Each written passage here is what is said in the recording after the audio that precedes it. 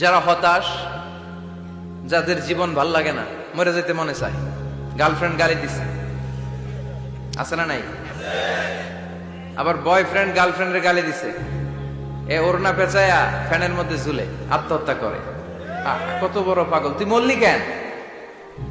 গালি দিছে তো কি হয়েছে? হ্যাঁ, বুঝতে চায় না, হতাশ হয়ে যায়। আর বয়স কম তো, ইচড়ে পাকা, অল্পতে কাবু হয়ে যায়। এই সূরাগুলো পড়ে না, এখানে আশার বাণী আছে। আজকে আমি জানি কথা শোনাবো আপনাদেরকে, শুরুতে আগে সংক্ষেপে বলে দিই। এই সূরার মূল কথা হচ্ছে, মানে সেন্ট্রাল থিম বা সাবজেক্ট ম্যাটার সূরাতুদ দোহার কেন্দ্রীয় আলোচ্য বিষয় হচ্ছে নিরাশ হবেন না, হতাশ হবেন না, হাল ছাড়বেন না, ভরসা রাখবেন কার উপর? মুমিনরা নিরাশ হয়, হতাশ হয়, হাল ছাড়ে নাকি ভরসা রাখে? কার উপর ভরসা? কার উপর ভরসা থাকবে? একজনের উপর। চিল্লায় বলেন, তিনি কে?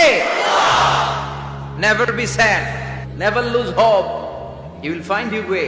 তুমি তোমার পথ খুঁজে পাবে। আমাদেরকে পথ দেখায় কে? হতাশ যারা, ফ্রাস্ট্রেটেড আপসেট পিপল, তাদের জন্য, হতাশ ব্যক্তিদের জন্য এই সূরাটা একটা আলোকবর্তিকা, একটা আলোর মশাল। এই সূরাটা পড়লেই হতাশ ব্যক্তিরা মনে শান্তি পায়, আশা ফিরে পায়, দিক ফিরে পায়, ঠিক কিনা? এই সূরাটা নাজিল হওয়ার একটা ব্যাকগ্রাউন্ড আছে, শুনবেন। বিষ্ণু ঈসা ইসলামের কাছে যখন ওহী নাজিল হতে শুরু করলো, বিষ্ণু ঈসা ইসলাম ওহীর কথাগুলো পৌঁছে দিতে লাগলেন। যাই নাজিল হতো বিষ্ণুনবী পৌঁছে দিতেন। বিশ্বনবী সাহাবাদের কাছে শেয়ার করে দিতেন, যেটাই নাজিল হতো তিনি পৌঁছে দিতেন, যেটাই। কারণ আল্লাহর আদেশ, ইয়া আইয়ুহার রাসূল বাল্লিগ মা উনজিলা ইলাইক, ও নবী আপনার কাছে আমি ওহী থেকে যা নাজিল করি সব পৌঁছে দেন, একটাও গোপন করা যাবে। আল্লাহর কাছ থেকে বিশ্বনবী যে সমস্ত মেসেজ, ইনফরমেশন, তথ্য, রেভেলেশন ওহী পেয়েছে, একটাও কি বিশ্বনবী গোপন করেছে? সব প্রকাশ করে গিয়েছে, সব শেয়ার করে গিয়েছে। বিশ্বনবী শেয়ার করতে লাগলেন। সকালে যা নাজিল হয় শেয়ার করেন, দুপুরে নাজিল হয় শেয়ার করেন, রাতে নাজিল হয় শেয়ার করেন, শেয়ার করতে লাগলেন। কিন্তু কি অবাক করা কাণ্ড, হঠাৎ করে এই ওহী আসার ধারাবাহিকতা আল্লাহ বন্ধ করে দিলেন। ওহী আর আসে না, আকাশ থেকে নতুন তথ্য আর নামে না। ঘটনা কি? ওহী আসে না কেন? তথ্য আসে না কেন? জিব্রাইল আসে না কেন? কোন বর্ণনায় এসেছে 15 দিন, কোন বর্ণনায় 1 মাস, 3 মাস, এমনকি 6 মাস পর্যন্ত বর্ণনা পাওয়া যায় যে বিশ্বনবীর কাছে 6 মাস ওহী আসে নাই। বিশ্বনবী তো অবাক, ঘটনা কি? ওহী নামে না কেন? আর ওহী না আসলে তো বিশ্বনবী শেয়ার করতে পারে না। এতদিন যা আসতো বলে বেড়াতো, এখন আসেও না, বলতেও পারে না। কাফির মুশরিকরা বিশ্বনবীর গালি দিতে শুরু করলো, মুহাম্মদের রব মুহাম্মদরে ভুইলা গেছে, মুহাম্মদের আল্লাহ মুহাম্মদরে ছেড়ে দিয়েছে। বিশ্বনবীর চাচি আবু লাহাবের স্ত্রী উম্মে জামিল বলতে শুরু করলো, কি মুহাম্মদ, তোমার শয়তানটা তোমার কাছে আসে না? না, শয়তান দ্বারা তিনি জিব্রাইলকে বুঝিয়েছেন যে তোমার জিব্রাইল তোমার কাছে আসে না। এভাবে সবাই গালমন্দ করতে শুরু করলো যে মুহাম্মদের আল্লাহ মুহাম্মদকে ভুলে গিয়েছে। বিষ্ণু ঈসা ইসলাম নিজেও হতাশ হয়ে গেলেন, কি রে ওহী আসে না কেন? আমার কোনো ভুল হচ্ছে না তো? আমার কোনো অপরাধ হয়ে গেল না তো? আল্লাহ কি আমার উপর অসন্তুষ্ট হয়েছেন? আল্লাহ কি আসলেই আমারে ভুলে গেছেন? আল্লাহ কি আমাকে ত্যাগ করেছেন? তিনি কি আমার উপর রেগে আছেন? আমরাও মাঝে মাঝে এরকম হতাশ হয়ে পড়ি। এরকম হতাশ লোক আছে না নাই? কিরে আমার দোয়া কবুল হয় না কেন? আল্লাহ আমার ডাকে সাড়া দেয় না কেন? আমার জীবনে এত দুঃখ কেন? আমার জীবনে তো ভালো কিছু হয় না, খালি সব কষ্ট আমার কেন? এরকম আছে না নাই? এরকম হতাশদের জন্য এই সূরাটা একটা আলোকবর্তিকা, মোটিভেশনাল সূরা। আলহামদুলিল্লাহ পড়েন। বিশ্বনবীকে আল্লাহ আশ্বস্ত করলেন আর এই সূরাটা নাজিল করলেন আর বললেন, ওয়াদ-দুহা, ওয়াদ-দুহা, দুহা মানে আলো, দুহা মানে আলো, প্রভাতের সূর্য কিরণের শপথ। Look up, the sunlight, it's a very beautiful day out there. ও নবী হতাশ হবেন না, বেরোন, সকালের সূর্যটা কত সুন্দর, কি ঝলঝলে পৃথিবী, ফকফকে আর তকতকে, দেখলেই মনটা ভরে যায়, ঠিক কি না? দোহা, দোহা মানে আলো, আশার আলো, সম্ভাবনার আলো। আমাদের জীবনে আলোর দরকার আছে না নাই? আলো না থাকলে আমরা বাঁচতে পারবো? আলো লাগে বড় ভালো। এই আজকে আলো না থাকলে আমার দেখা যেত? এজন্য কোরআনকে আল্লাহ আলো বলেছেন। কোরআনকে কি বলেছে? কিতাবুন আনজালনাহু ইলাইকা লিতুখরিজান নাসা মিনাল যুলুমাতি ইলান নূর। Muhammad, I've revealed this holy Quran unto you to lead the mankind out of darkness into the light. ও অন্ধকার থেকে লাইট, লাইট মানে কি? আলো। আলোর দিকে নেওয়ার জন্য কোরআন পাঠিয়েছে। আবার বিশ্বনবীকেও আল্লাহ নূর, নূরের সাথে তুলনা করেছেন। আবার বিশ্বনবী আল্লাহর কাছে নূর চাইতেন, বলতেন আল্লাহ আমার ডানে আলো দাও, আমার বায়ে আলো দাও, আমার সামনে আলো দাও, পিছনে আলো দাও, উপরে আলো দাও, নিচে আলো দাও, আমার দেহে আলো দাও, আমার মাংসপেশির ভিতরে আলো দাও, আমার হাড্ডির ভিতরে আলো দাও, আমার জন্য তুমি আলো দাও। পড়ে না আমিন? এজন্য আলো ছাড়া বেঁচে থাকা অসম্ভব। আল্লাহ তাআলা আলোর নামে সূরা দিলেন, সূরাতুদ দুহা, প্রভাতের আলো, প্রভাতের সূর্য কিরণের শপথ, আলোর শপথ। সুবহানাল্লাহ পড়েন। এরপর আল্লাহ বললেন ওয়াল্লাইলি ইযা সাজা, আলোর শপথ, সকাল বেলার সূর্য কিরণের শপথ। দ্বিতীয় আয়াতে আল্লাহ বললেন রাত্রিবেলার শপথ, যখন রাত্রিটা নিঝুম হয় নিস্তব্ধ, নিঝুম আর নিস্তব্ধ রাতের শপথ। তাহলে আল্লাহ আলোরও কসম কাটলেন, তারপরে অন্ধকারেরও কসম কাটলেন, ঠিক কিনা? আলো দ্বারা মূলত আল্লাহ তাআলা ওহীর আগমনকে বুঝিয়েছে, আর অন্ধকার দ্বারা আল্লাহ তাআলা ওহীর অনুপস্থিতি বুঝিয়েছে।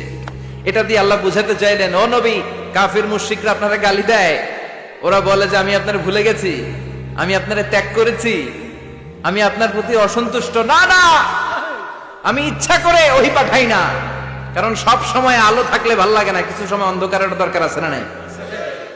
বুঝে শুনে উত্তর দিয়ে। 24 ঘন্টা আলো, 365 দিন খালি আলো আলো আরো আলো। যদি সূর্যের আলো সব সময় থাকে 365 দিন, ভাল লাগবে? রাতে ঘুমাবেন কেমন? আবার সব সময় ঘুটঘুটে অন্ধকার, আলো নাই, ভাল লাগে? ক্ষেত খামারে চাষ করা লাগবে না, বাজারে যাওয়া লাগবে না। তার মানে আলোরও দরকার আছে, অন্ধকারেরও দরকার আছে। এটা দিয়ে আল্লাহ বুঝাতে চাইলেন, নবী, ওহী নাজিল করার জন্য দরকার আছে, মাঝে মাঝে ওহী বন্ধ রাখা আপনারে বিশ্রাম দেওয়ারও দরকার আছে। চিৎকার করে পড়েন আল্লাহু আকবার। এজন্য আল্লাহ বললেন ওয়াদ-দুহা ওয়াল-লাইলি ইযা সাজা মা ওয়াদ্দা'আকা রাব্বুকা ওয়া মা ক্বালা ওয়ালাল আখিরাতু খায়রুন লাকা মিনাল উলা। সুবহানাল্লাহ পড়েন। ও নবী, প্রভাতের সূর্য কিরণের শপথ, নিঝুম নিস্তব্ধ রাত্রিবেলার শপথ, আলো আর অন্ধকারের শপথ করে আমি বললাম, আপনার প্রভু আপনারে ভুলে যায় নাই, আপনার উপর অসন্তুষ্ট হয় নাই। আমি আল্লাহ ইচ্ছা করে ওহী বন্ধ রেখেছি, কারণ ওহীর একটা পাওয়ার আছে। বারবার ওহী রিসিভ করলে আপনার স্নায়ু এটা সহ্য করতে পারবে না, আপনার দেহ এটারে বরদাস্ত করতে পারবে না। নবী, আমি আপনার প্রতি এত রহম দিল, এত ভালোবাসি, বারবার ওহী নিতে নিতে আপনার যে কষ্ট হয়, এই কষ্টটা আমার আল্লাহর সহ্য হয় না। এজন্য আমি আল্লাহ ইচ্ছা করে কিছুদিন ওহী বন্ধ রাখছি। সুবহানাল্লাহ পড়েন। তার মানে এই নয় যে আমি আপনারে ভুলে গিয়েছি, আমি আপনারে ছেড়ে দিয়েছি। আরে নবী, আমি তো আমার নামের সাথে আপনার নামকে জুড়ে দিয়েছি। লা ইলাহা ইল্লাল্লাহ মুহাম্মাদুর রাসূলুল্লাহ। যেখানে আমার আল্লাহর নাম, সেখানে বিশ্ব নবীর নাম আছে না নাই? আজান যখন দেই আল্লাহু আকবারের পরে বিশ্ব নবীর নাম আছে না নাই? একামতে আছে না নাই? আবার আল্লাহর জন্য যখন সালাত আদায় করি, শেষ বৈঠকে বিশ্ব নবীর উপর দুরূদ আছে না নাই? রাফা'না লাকা যিকরাক। ও নবী, আপনার নামকে আমি অনেক উপরে তুলে ধরেছি। আমার নাম যেখানে, আপনার নাম ওইখানে। গোটা বিশ্বব্যাপী আপনার নাম ছড়ায় যাবে। ওরা আপনারে গালি দেয় কবি বলে, ওরা গালি দেয় গণক বলে, ওরা বলে আপনি আফতার, লেস কাটা। আসলে যারা আপনারে গালি দেয় ওরাই লেস কাটা। ওরা আপনারে বলে আপনি নির্বংশ, আপনার ছেলেগুলো বেঁচে নাই, মেয়ে বেঁচে আছে, আপনার নাম নেয়ার কেউ থাকবে না। ওই আবু জাহেল, উতবা, সাইবা, ওদের নাম নেয়ার কেউ থাকবে না। আপনি লেসকাটা নন, আপনি নির্বংশ নন। ইন্না শানিয়াকা, চিল্লায় বলেন ইন্না শানিয়াকা। যারা আপনারা গালি দেয়, যারা আপনারা নিয়ে কটু কথা বলে, ওরাই লেসকাটা, ওরাই নির্বংশ। ওদের বংশকে আমি আল্লাহই নির্বংশ করে ছাড়ি। চিল্লায় বলেন ঠিক কিনা? ও নবী, মা ওয়াদ্দা'আকা রাব্বুকা ওয়া মা ক্বালা। আপনার রব আপনারে পরিত্যাগ করে নাই, আপনারে ভুলে যায় নাই, আপনারে ছেড়ে দেয় নাই। আপনার রব ইচ্ছা করেই ওহী নাজিল বন্ধ করে রেখেছে। আমি ইচ্ছা করেই আপনারে প্রেসার দিতে চাই নাই গো নবী, কারণ ওহী রিসিভ করা অনেক কঠিন। এটা আস্তে আস্তে আপনি অভ্যস্ত হবেন। সুবহানাল্লাহ পড়েন। ওহীর একটা পাওয়ার আছে না নাই? আমরা তো কি মজায় মজায় কোরআন পাইছি। এই যে কি সুন্দর কোরআন নিয়ে বসে পড়ি, তাফসীর করি, কি মজার কোরআন। আহা, এই কোরআনটা রিসিভ করতে যে বিশ্বনবীর কত কষ্ট হয়েছে, এই কোরআনকে আল্লাহ বলেছেন এটা কওলান সাকিলা, very heavy and weighty word, এটা অনেক ওজনওয়ালা কথা। ইন্না সানুলকি আলাইকা কওলান, এটার অনেক ওজন। এই কোরআনটা যদি পাহাড়ের উপরে নাজিল করা হতো, পাহাড়গুলো দুমড়ে মুচড়ে ভেঙে টুকরো টুকরো হয়ে খান খান হয়ে যেত, ঠিক কিনা? এত কঠিন বানিয়ে এটা। ও নবী, আমি আলোর সাথে ওহির মিল ঘটিয়েছি, আলো দিয়ে ওহিকে বুঝিয়েছি। সূর্যের যেমনি কিরণ আছে, তেজ আছে, এই ওহিরও একটা তেজ আছে। এই তেজ, এই কিরণ আপনি সব সময় সহ্য করতে পারবেন না। এজন্য আমি ইচ্ছা করে কিছুদিন ওহি নাজিল করা বন্ধ করে রেখেছি। সুবহানাল্লাহ পড়েন। ইচ্ছে করে আমি নাজিল করি নাই। সব সময় নাজিল হলে আপনার ভাল লাগতো না। বুখারীর বর্ণনা, মা আয়েশা বলতেন শীতের রাতে, কনকনে মাঘ মাসের শীতের রাতে যখন বিশ্বনবীর উপর কোরআনের আয়াত নাজিল হতো, বিশ্বনবী ঘেমে ঘেমে একাকার হয়ে যেতেন। হাত্তা লা ইয়াতাফাসসাদু জাবিনুহু আরাকান, বিশ্বনবীর দাড়ি আর থুতনি বেয়ে ঝরঝর করে পানি পড়তো। আমরা কম্বল গায়ে দিয়ে থাকি আর বিশ্বনবী ঘামে। সুবহানাল্লাহ কইবেন না? এটা কওলান সাকিলা, অনেক ওজনওয়ালা কথা। আবার বিশ্বনবী যখন ওটের উপরে বসে থাকা অবস্থায় কোরআনের আয়াত নাজিল হতো, ওটের বুকটা মুহূর্তের মধ্যে বালুর মধ্যে, জমিনের মধ্যে লেগে যেত। ঘোড়ায় চড়া অবস্থায় বিশ্বনবীর কাছে যখন কোরআন নাজিল হতো, ঘোড়ার পা গুলো মরুভূমির বালুতে দেবে যেত। মাঝে মাঝে বিশ্বনবী সাহাবাদের রানের উপরে, পায়ের উপরে মাথা দিয়ে শুয়ে পড়তেন, ক্লান্ত শ্রান্ত। যায়েদ বিন হারেসা, বিশ্বনবীর পালক পুত্র, তার পায়ের উপরে মাথা রেখে বিশ্বনবী একবার কথা বলতে বলতে ঘুমিয়ে পড়লেন। ঘন্টাখানিক ঘুমালেন। যায়েদ বিন হারেসা বলে, আমার কাছে তেমন কোনো কষ্টই হচ্ছে না, বিশ্বনবীর মাথাটা খুব বেশি ওজন মনে হচ্ছে না। ঘন্টাখানিক পর বিশ্বনবীর চোখ খুললেন, আর খোলা মাত্রই ওনার উপর ওহী কোরআনের আয়াত নাজিল করতে শুরু করলো। কে? যায়েদ বিন হারেসা বলে, যখনই কোরআনের আয়াত নাজিল হতে শুরু করলো, আমার মনে হচ্ছে বিশ্বনবীর মাথাটা 50-60 কেজি ওজন বেড়ে গিয়েছে।